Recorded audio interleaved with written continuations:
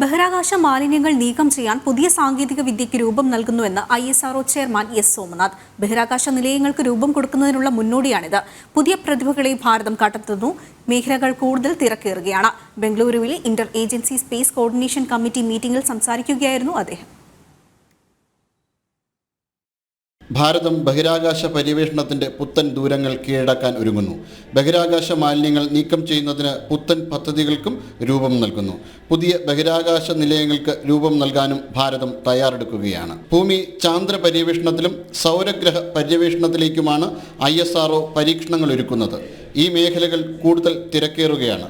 ഭാരതം പുതിയ പ്രതിഭകൾക്ക് അവസരമൊരുക്കുന്നു എന്നും സോമനാഥ് പങ്കുവച്ചു.